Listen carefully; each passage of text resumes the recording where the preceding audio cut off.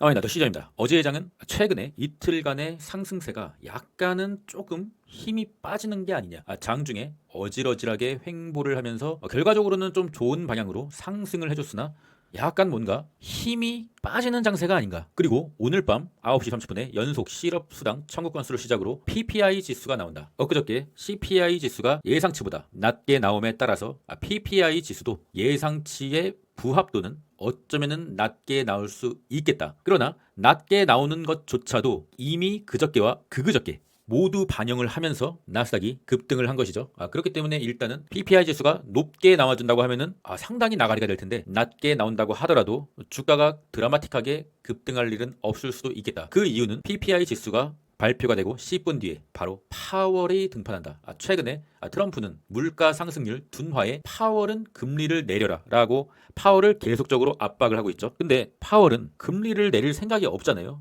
중립적인 입장을 고수하고 지표를 보고 결정하겠다. 뭐 또 이런 말 하겠죠. 파월이 과연 지금 현재 미친 듯이 오르는 주가 그것을 더 미친 듯이 오르게 해줄까요? 저는 개인적으로 아니지 않을까? 여기서 파월이 또 비둘기적인 발언을 하게 된다고 하면은 주가는 더 오를 텐데 그러면은 당연히 물가도 오를 수밖에 없겠죠. 그러면은 물가를 조절하고 금리를 조절해야 되는 파월의 입장에서는 좀 좋지 않아진다. 금일 파월이 약간 매파적이지 않을까? 저는 그렇게 일단 최악의 경우의 수까지 예상하고 있습니다. 조심해서 나쁠 건 없으니까요. 공포지수는 70. 익스트림 그리드로 좀 가야 되는데 좀 쉽지 않은 모습. 푸드크로션 0.65. 이거 드디어 이제 뭐 또 쉽지 않은 상황이 왔네요. 저 같은 경우는 주가가 오르면 오를수록 뭐 당연히 기분이 좋은데 그러나 좀 두렵다. 주가가 끝없이 오르는 경우는 없기 때문에 주가가 오르면은 또다시 조정을 주고 상당히 또 단기적인 고통을 준 다음에 다시금 오르기 때문에 현재 푸드앤콜옵션의 상황을 보면은 최근 상당히 낮은 구간, 이때는 우리가 주식을 매도해야 되는 구간이죠. 그 구간으로 들어왔다. 어제부터 들어왔었어요. 그러나 푸드앤콜옵션이 0.65 부분 매도의 구간으로 들어왔다고 하더라도 현재 나스닥은 정배열이 된 상황이기 때문에 거의 정배열이 됐습니다. 주식의 100% 넣기 때문에 거의 정배열. 그렇기 때문에 주식을 올 매도는 하지 말되 약간의 레버리지 같은 경우는 조정이 왔을 시 상당히 또 크게 내리기 때문에 약간의 비중 조절은 필요하다. 약간의 부분 매도는 필요하다. 공포지수 매매법, 매수의 방법, 공포지수가 내려갈수록 더 크게 매수하고 공포지수 매매법, 매도의 방법, 공포지수가 올라가면 올라갈수록 더 크게 매도를 한다. 현재는 한 이런 지점 약간의 아시죠? 금일은 월마트의 실적이 있는데 월마트가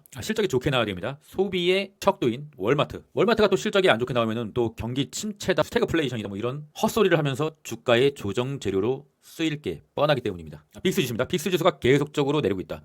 빨간색 선을 그었는데 RSI 쪽에 빨간색 선을 그었다. 거의 RSI 상으로는 빨간색 선, 빅스의 단기 저점 그리고 주식의 단기 고점 라인에 거의 다 왔다. 이제 좀 긴장을 해야 되죠, 여러분. US100 나스닥 지수 현재 약간 주간장이 좀 좋지 않은 상황을 보이고 있는데 일단 이 빨간색 선 제가 한번 그어봤습니다. 이 빨간색 선이 언제냐? 작년 11월 11일에 주식의 단기적인 고점 라인까지 왔다. 살짝 뭐 돌파하는 느낌은 있으나 어쨌든 그 라인 선상이다. 그때도 약간의 조정 후에 주식은 이때 정배열이었기 때문에 약간의 조정 후에 21선 지지받고 다시금 광기의 랠리를 펼쳤다. 사실상 이 구간, 빨간색 위의 이 구간은 안드로메다의 영역이다. 이제 주식이 안드로메다의 영역으로 갈 수도 있겠다. 그 전에 어쩌면 약간의 기를 모으는 약간의 눌림이 발생하고 다시 한번 갈 수도 있겠다라는 생각이 들고 있습니다. 21선 급격히 올라오고 있지만 아직 21선이 201선 좀 돌파를 해줘야 되는데 이평선이 돌파를 못했다. 그 돌파를 하는 순간까지 약간의 좀 기를 모으고 21선이 201선과 121선을 이렇게 돌파를 하고 캔들이 그때까지 잘 버텨주면은 다시 한번 기를 모으고 다시 충분히 뭐 갈 수 있다고 생각합니다. 지금 뭐 상황이 좋기 때문에 여기서 조정을 논할 수는 있으나 이제 다시 하락장으로의 진입을 논한다라는 것은 말이 안 된다고 생각해요. 더 가야지. TQ 더 가야지. TQ도 너무 좀 가파르게 오른 감은 있으나 일단은 약간의 조정이 와도 좀 버텨볼 만하지 않겠느냐. 정배열에서는 조금 버텨야 되지 않겠느냐. 하지만 평단이 조금 높은 분들은 지금 순간에 약간의 부분 익절은 필요하다. 엔비디아. 제가 항상 말씀드리는 게 있습니다. 파란색 볼린저 상단 위에 캔들이 떠있다. 그것을 우리는 볼린저 밴드 위에 떠있기 때문에 볼린저 밴드 둥둥이라고 부른다. 제가 만든 말입니다. 공식적인 용어가 아니에요. 저 혼자 그냥 제가 창시한 언어입니다. 볼린저 밴드 둥둥. 볼린저 밴드 둥둥이면 어떻게 되느냐. 통상적으로 볼린저 밴드 둥둥. 이때도 이제 볼린저 밴드 둥둥이죠. 파란색 볼린저 밴드 위에 캔들이 떠있다. 볼린저 밴드 둥둥. 볼린저 밴드 둥둥이면 볼린저 밴드 안으로 들어왔다가 다시금 가야지. 이때도 볼린저 밴드 안으로 들어왔다가 다시금 볼린저 밴드 안으로 이렇게 들어왔다가 다시금 이제 가야 되는 상황인데 뭐 어떻게 될지는 좀 봐야겠죠. 엔비디아 현재는 매수할 자리가 아니죠. RSI가 73이고 볼린저 밴드 둥둥이다. 단기 매매자들은 엔비디아를 수익 실현할 때죠.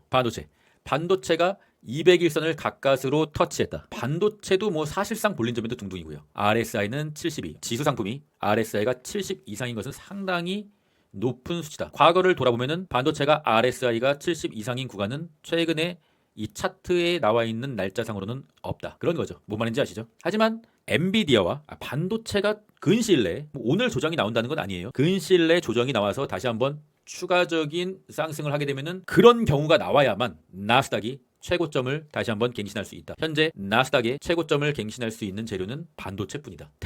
테슬라가 이제 단기적인 목표가가 어제 왔었어요. 사실은 $350 찍고 내렸었죠. 테슬라가 단기적인 목표가는 왔다. 테슬라 현재 옆을 보면은 올해 초 이 부근에서 테슬라가 계속적으로 여기서 고점을 찍고 이렇게 내리다가 반등인가 하고서 들어가자 하고서 들어간 사람들 오르니까 이제 다시 테슬라가 전고점을 돌파하는구나, 최고점을 돌파하는구나 했다가 이제 물린 사람들 그대로 그냥 이제 지옥으로 갔잖아요. 이렇게 계속적으로 지옥. 이 매물대 악성 매물대죠. 굉장히 악성 매물대입니다. 이 매물대 구간에 현재 이 박스권과 이 박스권에 들어왔다. 이 악성 매물을 소화해주고 탈출시켜주고 세력이 갈 것인가? 그거는 우리가 좀 생각해 봐야 돼요. 과연 우리 테슬라의 세력이 그렇게 자비로운 사람인가? 그렇게 자선봉사를 할 수 있는 착한 사람들인가?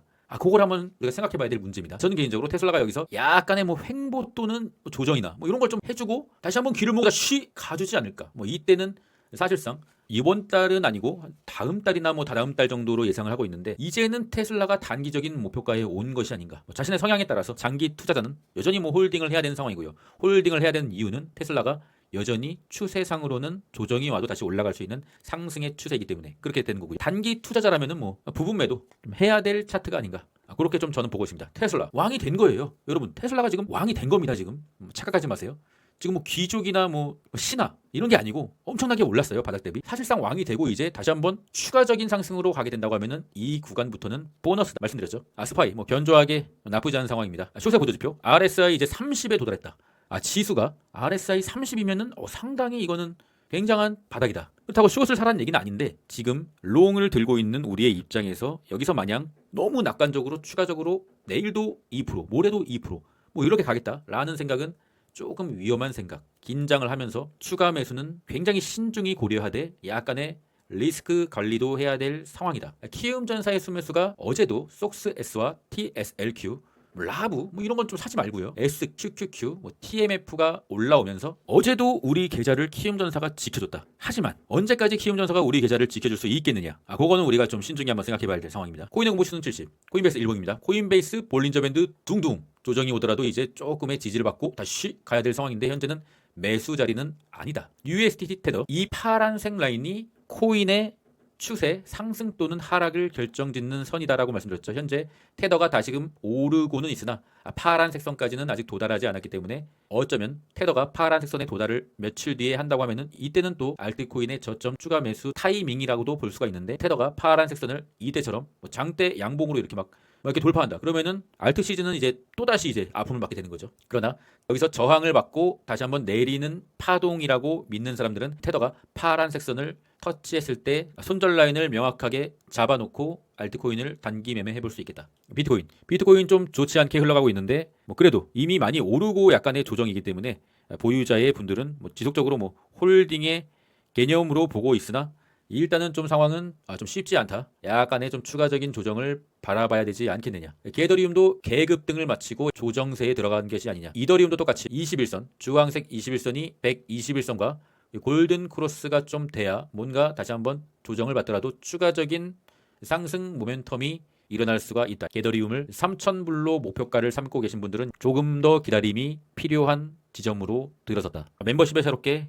가입해 주신 분들 감사드리고요. 계속적으로 저는 단기 매매와 스윙 그리고 장투 매매를 이어가고 있습니다. 항상 주식의 변곡이나 굉장히 뭔가 주의를 요하는 상황이 오면은 누구보다 빠르게 멤버십 분들께 말씀드리고 있습니다. 왜냐하면 저는 실전 투자자니까 제가 그걸 보고 있기 때문에 많이 신경 쓰고 있기 때문에 알려드릴 수가 있는 것이고요. 과거로 돌아가서 새롭게 시작할 수 있는 사람은 없어도 누구나 지금부터 시작해서 새로운 결말을 만들 수 있다. 카를 바르트. 요번에 급등장을 놓치셨더라도 차트를 좀 관심이 있고 매크로도 관심이 있고 주식을 함에 있어서 필요한 여러 가지 정보에 관심을 계속적으로 갖다 보면은 다음 급등장을 또 먹을 수 있는 기회가 될 것이고요. 그러나 그런 관심과 공부가 되지 않는다고 하면 다음 급등장도 먹을 수가 없다. 또 잘못된 선택을 할 수가 있다. 늦지 않았습니다. 지금부터 시작해도 된다. 그럼 전 여기까지 하겠습니다. 이상입니다.